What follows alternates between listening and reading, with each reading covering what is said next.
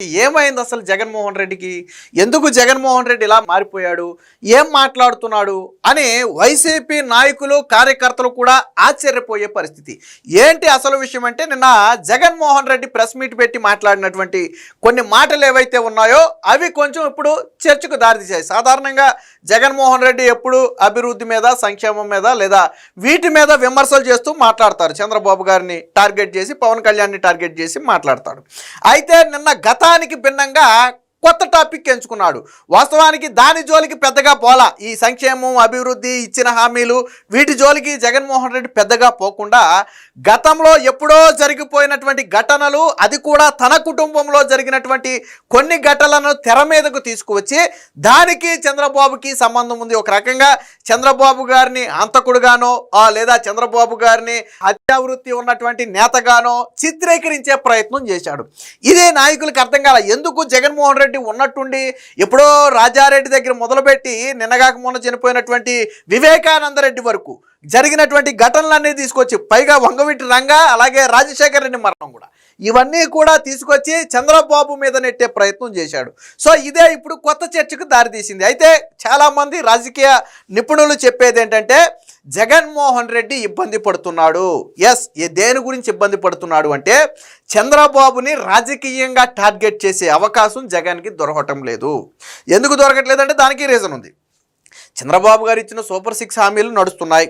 ఒక పక్క రాష్ట్రానికి వరదలాగా పెట్టుబడులు వస్తున్నాయి. జగన్మోహన్ రెడ్డి సొంత ఇలాకాలో కూడా గ్రీన్ ఎనర్జీ ప్రాజెక్టును నిన్నే ప్రారంభోత్సవం చేశారు. ప్రారంభోత్సవం అంటే ఆల్రెడీ ప్రాజెక్టు కంప్లీట్ అయిపోయి పని కూడా ప్రారంభించింది. 11 నెలల్లోనే పని పూర్తి చేశారు. 2400 ఎకరాల్లో 3000 కోట్ల రూపాయలతో సోలార్ ఎనర్జీకి సంబంధించినటువంటి ఒక ప్రాజెక్టుని నిన్నే లోకేష్ గారు ప్రారంభించారు. ఇంకో పక్క రాష్ట్రం నలుమూలలకి పెట్టుబడులు వస్తున్నాయి. ఇంకో పక్క ప్రభుత్వ ఉద్యోగాల కల్పన ఆల్రెడీ ఇచ్చిన హామీలను నెరవేర్చారు. 1వ తారీఖున పెన్షన్ ఇస్తున్నారు. రాష్ట్రంలో లా అండ్ ఆర్డర్ అంతా కూడా కంట్రోల్లో ఉంది. సో ఇవన్నీ చూసిన తర్వాత జగన్మోహన్ రెడ్డికి దేని మీద విమర్శలు చేయాలో కూడా తెలియట్లేదు. వాస్తవానికి ఇందులో ఎక్కడైనా లోటుపాట్లు ఉండుంటే, ఇచ్చిన హామీలు అమలు చేయకపోతేనో లేదా కంపెనీలు రాకపోతేనే, పెట్టుబడులు రాకపోతేనో సో కొంత విమర్శలు చేయొచ్చు. అరే, ఇతర రాష్ట్రాలకు పోయే పెట్టుబడులను కూడా చంద్రబాబు గారు ఆకర్షించి తీసుకురావటం, అన్నిటికీ మించి ఏ వేదిక మీదకి వెళ్ళినా కానీ ప్రతి జాతీయ స్థాయి వేదిక మీద చంద్రబాబు గారి గురించి మాట్లాడటం, బెస్ట్ రిఫార్మర్గా చంద్రబాబు గారికి నినగాక మొన్న కేంద్రం కూడా అవార్డు ఇవ్వటం, ఇవన్నీ కూడా జగన్మోహన్ రెడ్డికి మింగుడు పడిన అంశాలుగా మారాయి. పోనీ అలాగని సైలెంట్గా ఉంటే జగన్మోహన్ రెడ్డి ప్రజల్లో రోజు రోజుకి చులకనైపోయే ప్రమాదం. జగన్మోహన్ రెడ్డి ఉద్దేశం ఏంటంటే నిత్యం ప్రజల్లో జగన్మోహన్ రెడ్డి కనపడుతూ ఉండాలి. అందుకనే అధికారంలో ఉన్న 5 ఏళ్ల పాటు ఒక ప్రెస్ మీట్ పెట్టలేక రికార్డెడ్ ప్రెస్ మీట్లు పెట్టిన జగన్ను ఇప్పుడు తనకు కావాల్సిన మీడియాను మాత్రమే పిలుచుకుని కూర్చోబెట్టి కనీసం అట్లీస్ట్ నెలకు ఒక 2 ప్రెస్ మీట్లు పెట్టే ప్రయత్నం అయితే చేస్తున్నాడు. ఈ మధ్యకాలం కొద్ది గ్యాప్ తీసుకున్నాడు ప్రెస్ మీట్కి, విదేశాలకు అది వెళ్ళొచ్చాడు అనుకోండి. ఇప్పుడు మళ్ళీ ప్రెస్ మీట్ పెట్టాడు. సో ఆ ప్రెస్ మీట్లో ఆయన చేసిన వ్యాఖ్యలు సరే పోనీ, జగన్మోహన్ రెడ్డి మొదటి నుంచి ఒకే మాటకు కట్టుబడి ఆ రోజు చేసిన విమర్శ, ఈ రోజు చేసిన విమర్శ ఒకటే అయ్యుంటే జగన్ ఎప్పుడు ఒకే మాటకు కట్టుబడి ఉన్నాళ్లే పోనీ అని చెప్పి వదిలేయచ్చు. కానీ జగన్ చేసిన విమర్శలు ఇప్పుడు సొంత పార్టీ నేతలే ఆశ్చర్యపోతున్నారు. ఏం విమర్శలు అంటే, మొదటగా వాస్తవానికి వంగవీటి రంగా చనిపోయింది 88లో. అప్పుడు చంద్రబాబు గారికి సంబంధం లేదు. అప్పుడు సీఎంగా ఉంది ఎన్టీ రామారావు గారు. మరి ఆ విషయం జగన్మోహన్ రెడ్డికి తెలియదా, లేదా నేటి యువతకి తెలియదు కాబట్టి మనం ఏదో ఒక బాణం వదిలేస్తే అది చంద్రబాబు గారికి మీదకి వెళ్ళిపోద్ది అనుకున్నాడు, తెలియదు. కానీ అప్పుడు చంద్రబాబు గారే సీఎంగా ఉన్నట్టు ఆయనే ఏదో చేయించినట్టుగా ఆయన వ్యాఖ్యలు చేశాడు. కానీ వాస్తవానికి ఏంటి, వంగవీటి రంగా ఆరోపణలు ఎదుర్కొంటున్నటువంటి వ్యక్తికి చెందినటువంటి కొడుక్కి నువ్వు మొన్న టికెట్ ఇచ్చి మరీ పోటీ చేయించు. వంగవీటి రంగా హత్యలో ఆరోపణలు ఉన్నటువంటి వ్యక్తి కొడుకు ఎవరి పార్టీలో ఉన్నాడు? మీ పార్టీలోనే ఉన్నాడు. నువ్వు మన టికెట్ ఇచ్చి పోటీ చేయించావు, నీ పక్కన పెట్టుకు తిరిగావు. కానీ నువ్వు మళ్ళీ వంగవీటి రంగా చంద్రబాబు గారి వైపు తిప్పే ప్రయత్నం చేసావు. వాస్తవానికి అప్పుడు అది సీఎం కూడా కాదు. సరే, అది కాసేపు పక్కన పెడితే, మా తాత రాజారెడ్డి మరణం దగ్గర మొదలుపెట్టి మా తండ్రి రాజశేఖర్ రెడ్డి మరణం వరకు నాకు అనుమానం ఉందని మాట్లాడాడు. సరే, రాజారెడ్డి ఎలా చనిపోయాడు అనేది నేను ఒక వీడియో కూడా చేశాను. ఆ వీడియోలో చూడండి. పేర్ల పార్థసారథి రెడ్డి రాజారెడ్డి మరణానికి గల కారణం చెప్పాడు. ఆ రోజు పేర్ల పార్థసారథి రెడ్డి మీద రాజారెడ్డి మనుషులు దాడి చేస్తే పార్థసారథి మనుషులు రాజారెడ్డి మీద దాడి చేశారు. సో అంటే అది వ్యక్తిగత కక్షలతో జరిగినటువంటి దాడి. సరే, అదంతా వేరే కథ అనుకోండి, అది పక్కన పెడదాం. ఆ రాజారెడ్డి చరిత్ర ఏంటో కూడా పార్థసారథి రెడ్డి చెప్పాడు. నేను ఒక వీడియో కూడా చేశాను, చూడండి. ఇకపోతే రాజశేఖర్ రెడ్డి మరణానికి సంబంధించి మళ్ళీ జగన్మోహన్ రెడ్డి 2 నాలుగుల ధోరణి. రాజశేఖర్ రెడ్డి చనిపోయినప్పుడు ఏమన్నాడు జగన్మోహన్ రెడ్డి? ఏమన్నాడంటే, రిలయన్స్ అధినేత ముఖేష్ అంబానీ కుట్ర ఉంది అని ఒక మాట చెబితే ఆ రోజు రాష్ట్రం మొత్తం కూడా రిలయన్స్ ఇండస్ట్రీల మీద దాడి చేసిన ఉమ్మడి ఆంధ్రప్రదేశ్లో రాష్ట్రం మొత్తం మీద అప్పుడు కాంగ్రెస్ అభిమానులు కావచ్చు లేదా రాజశేఖర రెడ్డి అభిమానులు కావచ్చు రిలయన్స్ సంస్థల మీద దాడి చేస్తే ఆ కేసులు ఈ రోజుకి ఇంకా కొనసాగుతున్నాయి. సరే, నిజంగానే చంద్రబాబు గారి మీద నీకు అనుమానం ఉండుంటే నువ్వు ఆ రోజు ముఖేష్ అంబానీ పేరు ఎందుకు చెప్పావు, చంద్రబాబు పేరు ఎందుకు చెప్పలేదు? ఇంకోటి ఏంటంటే, నీకు రాజారెడ్డి మరణం మీద అనుమానం ఉందని నువ్వు అన్నావు. మరి మీ నాన్న 2 సార్లు సీఎంగా ఉన్నాడు. రాజారెడ్డి మరణం తర్వాత మీ నాన్న 2 సార్లు సీఎం అయ్యాడు, నువ్వు ఒకసారి సీఎం అయ్యావు. మరి ఎందుకు రాజారెడ్డి మరణం మీద ఒక ఎంక్వైరీ చేయకపోయావా? పోనీ నీ తండ్రి మరణం మీద అనుమానం ఉందని నువ్వు ఇప్పుడు అంటున్నావు. మరి నువ్వు 5 ఏళ్ళు సీఎంగా ఉన్నావు కదా, ఒక కమిటీని వేయకపోయావా? CBI enquiry అడగకపోయావా? లేదా నీ తండ్రి చనిపోయినప్పుడు నువ్వు ముఖ్యమంత్రి కావాలని సంతకాలు సేకరించడం మానేసి నా తండ్రి మరణం మీద అనుమానం ఉంది, నాకు సిబిఐ ఎంక్వైరీ కావాలి అని అడగొచ్చు కదా, ఎందుకు అడగలేదు? ఆ రోజు నువ్వు గట్టిగా సిబిఐ ఎంక్వైరీ కావాలని డిమాండ్ చేస్తే కాంగ్రెస్ పార్టీ చేసేదేమో, ఎందుకంటే నీ తండ్రి కాంగ్రెస్ పార్టీలో ఉండే చనిపోయాడు కాబట్టి. ఎందుకు అడగలేదు ఆ రోజు? మరి ఈ రోజు ఎలా గుర్తొచ్చింది? చనిపోయిన రోజేమో నువ్వు పాదయాత్ర చేసుకుంటా, ఓదార్పు యాత్రలు చేసుకుంటా రిలయన్స్ అధినేత మీద విమర్శలు చేసావు. పాపం అమాయకులైనటువంటి ఆ కాంగ్రెస్ అభిమానులు, రాజశేఖర రెడ్డి అభిమానులు రిలయన్స్ల మీద దాడులు చేస్తే స్టిల్ ఈ రోజుకి చాలా మంది కోర్టుల చుట్టూ తిరుగుతున్నారు. ఆ కేసులు పోలా. నువ్వేం చేసావు? అదే ముఖేష్ అంబానీ ఇంటికి పిలిచి భోజనం పెట్టి ఆయన అడిగాడని చెప్పి పరిమళ నత్వానికి రాజ్యసభ సీటు కూడా ఇచ్చావు. సరే, అది ఖాళీ అయిపోబోతుంది అనుకుంటా రాజ్యసభ, అది వేరే విషయం. రాజ్యసభ సీటు కూడా ఇచ్చావు కదా. మరి ఎలా ముఖేష్ అంబానీని పిలిచావు? ఫర్ ఎగ్జాంపుల్ నేనే ఉన్నానండి, మా కుటుంబంలో ఎవరినో ఒక వ్యక్తిని చంపారు అని నేను ఒక వ్యక్తి మీద ఎలిగేషన్ చేసినప్పుడు ఆ వ్యక్తిని కలవాలన్నా మాట్లాడాలి అన్నా నాకు ముఖం చెల్లదు. ఎందుకంటే నేను బహిరంగ ప్లాట్ఫామ్ మీద ఎస్ మా కుటుంబంలో ఒక వ్యక్తి చనిపోవడానికి ఆ వ్యక్తి కారణం అని నేను ఓపెన్ ప్లాట్ఫామ్ మీద స్టేట్మెంట్ ఇచ్చినప్పుడు నేను వెళ్ళి ఎలా కలుస్తాను? కలవలేను, మనసు అంగీకరించుతో. నిజంగా అదే నా మనసులో నేను చెప్పిన మాట నిజమే అయితే మా కుటుంబంలో ఒకరిని చంపినోడిని నేను కలవటం ఏంటి అని మనసు అంగీకరించదు, వెళ్ళే ప్రయత్నం కూడా చేయను. పైగా నాకే కానీ పవర్ వస్తే ఏం చేస్తాను, దాంట్లో వాస్తవాలు ఏంటో వెలికి తీసే ప్రయత్నం కూడా చేస్తా. కానీ జగన్ సీఎంఐకి ఏం చేశాడు? అదే ముఖేష్ అంబానీని ఇంటికి పిలిచి భోజనం పెట్టి సాల్వాలు కప్పి ఆయన అడిగాడని చెప్పి పరిమళ నత్వానికి సీట్ ఇచ్చాడు. మరి ఏమైపోయిందా? రాజశేఖర రెడ్డి మరణం గురించి ఆ రోజు నువ్వు చేసిన విమర్శలు ఏమైపోయినాయా? మరి ఈరోజు మళ్ళీ చంద్రబాబు ఎలా వచ్చాడు రాజశేఖర రెడ్డి మరణంలోకి? ఏమన్నాడు తెలుసా? నేను జగన్మోహన్ రెడ్డి నేను అసెంబ్లీలో అడుగు పెట్టనివ్వను అని అన్న 2 రోజులకో 3 రోజులకో రాజశేఖర రెడ్డి చనిపోయాడంట. అక్కడ అసెంబ్లీలో వాగ్వాదాలు జరిగినప్పుడు వచ్చేసారి ఎన్నికల్లో నేను గెలిచి వస్తాను, నిన్ను వచ్చే ఎన్నికల్లో గెలవనివ్వను అనేది ఉద్దేశం అక్కడ. దాన్ని రాజశేఖర రెడ్డిని అంటే అసెంబ్లీకి రానివ్వనని శపథం చేసిన 2 రోజులకే చనిపోయాడంట. అంటే ఆ రోజు జరిగిన చర్చ ఒకటి, జగన్మోహన్ రెడ్డి చెప్పేది ఒకటి. సాధారణంగా అసెంబ్లీలో చర్చ ఏం జరుగుద్ది? నువ్వు వచ్చేసారి ఎలా గెలుస్తావో నేను చూస్తానని చెప్పి చర్చ జరుగుద్ది, అంతే కదా. మరి జగన్మోహన్ రెడ్డిని కూడా అసెంబ్లీకి రానివ్వననే అన్నాడు కదా చంద్రబాబు గారు గతంలో. వచ్చే ఎన్నికల్లో ఎలా గెలుస్తావో నేను చూస్తాను అన్నాడు కదా. నేను గెలిచిన తర్వాతే అడుగు పెడతానని చెప్పి శపథం చేసి చంద్రబాబు గారు వెళ్ళిపోయారు కదా. అలాంటి సవాలే నాడు రాజశేఖర రెడ్డి హయాంలో జరిగింది. దానికి రాజశేఖర రెడ్డి మరణానికి ముడిపెట్టి ఇప్పుడు మాట్లాడుతున్నాడు. నిజంగా నీకు ఈ అనుమానం ఉండుంటే నువ్వు అప్పుడు మాట్లాడాలి ఈ మాటని, ఎందుకు మాట్లాడలేదు? ఇక వివేకానంద రెడ్డి హత్యను కూడా జగన్మోహన్ రెడ్డి తీసుకొచ్చాడు. మా కుటుంబంలో సొంత బాబాయి కూడా చంద్రబాబు హయాంలోనే చనిపోయాడని. చనిపోయింది చంద్రబాబు హయాంలోనే, చంపింది ఎవరు? అవినాష్ రెడ్డి అని వాళ్ళు చేస్తున్న ఆరోపణ. సిబిఐ కూడా ఆల్మోస్ట్ చెబుతున్నది అదే. మరి అవినాష్ రెడ్డిని ఎక్కడున్నాడు ఇప్పుడు? నీ పార్టీలో. నువ్వు చెప్పిన వంగవీటి రంగాన్ని చంపిన వాళ్ళు వాళ్ళ కుటుంబం ఈరోజు నీ పార్టీలోనే ఉంది.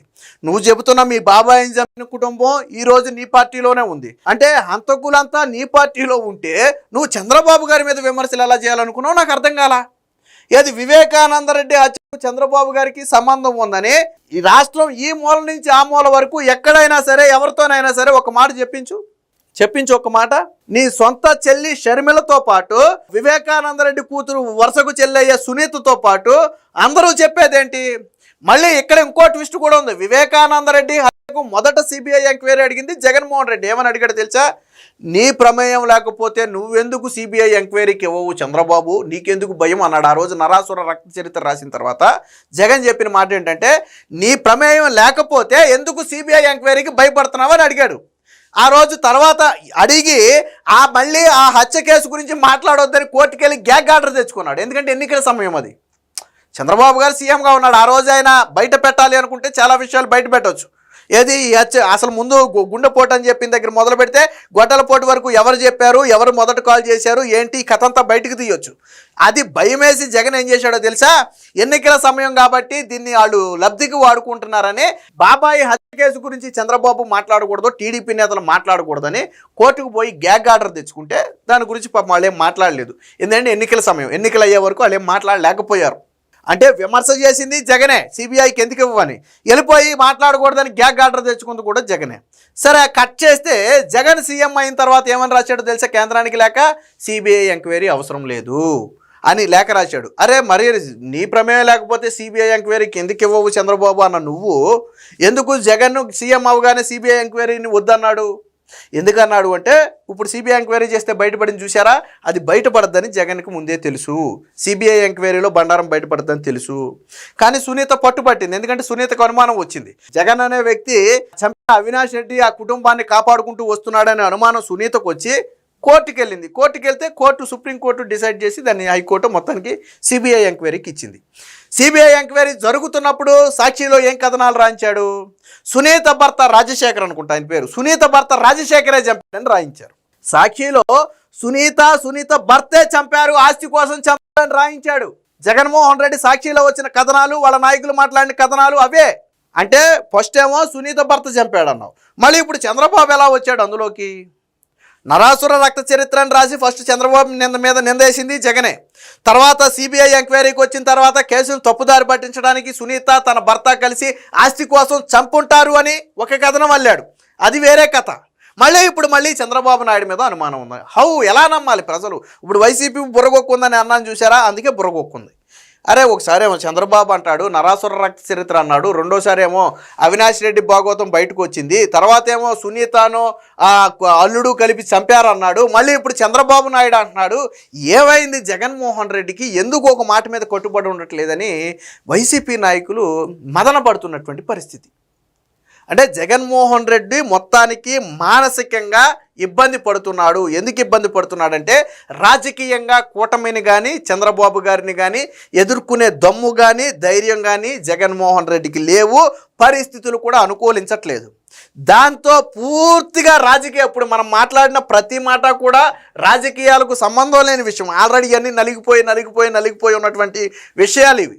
ఎప్పుడు రాజారెడ్డి మరణం, ఎప్పుడు వంగవీటి రంగా మరణం, ఎప్పుడు వైఎస్ఆర్ మరణం, సరే వివేకానంద రెడ్డి మరణం అంటే సరే 7-8 ఏళ్ల క్రితం అనుకోండి, అది వేరే విషయం. అంటే జగన్మోహన్ రెడ్డి పూర్తిగా రాజకీయాలతో సంబంధం లేకుండా కేవలం ఈ మరణాల చుట్టూ టాపిక్ని తిప్పాడు. ఎందుకు తిప్పాడు అంటే, చంద్రబాబు గారి మీద నింద వేయాలి. ప్రజలు జగన్ అనే వ్యక్తిని ప్రజలు ఎందుకు చేదరించారు మొన్న అంటే, ఇప్పుడు మనం చెప్పుకున్నట్లు ప్రధాన కారణాలు అవే.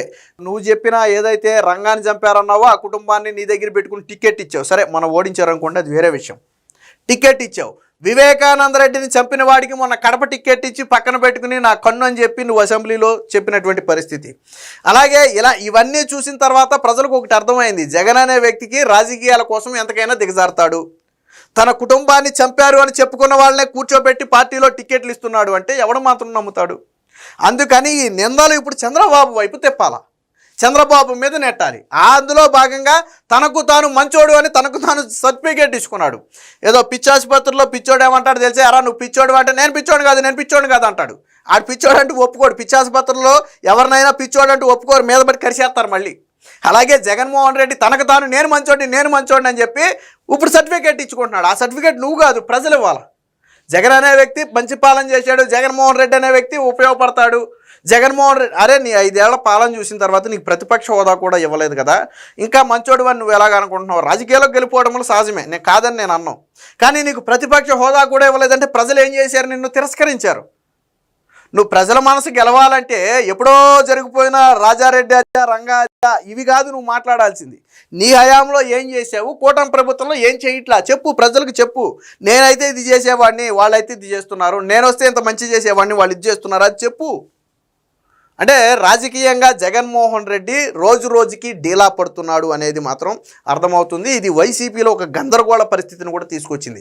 జగన్ అనే వ్యక్తి ఇప్పుడే అంటే ఆల్మోస్ట్ 2 ఏళ్ళు అయిపోయింది, ఇంకా గట్టిగా 1.5-2 ఏళ్ళు ఆగితే ఇక ఎలక్షన్ ఊపు వచ్చినట్టే. ఇక చివరి ఏడాది మొత్తం కూడా ఎలక్షన్ ఊపే ఉంటుంది, అందులో డౌట్ లేదు. అరే సగం కాలం ఆల్మోస్ట్ అయిపోయింది, జగన్మోహన్ రెడ్డి కనీసం లెగిసి నిలదొక్కునే పరిస్థితి లేదు, పైగా ఇప్పుడు గెలిచిన 11 సీట్లలో వచ్చే ఎన్నికల్లో ఎన్ని గెలుస్తాడో కూడా తెలియని పరిస్థితి.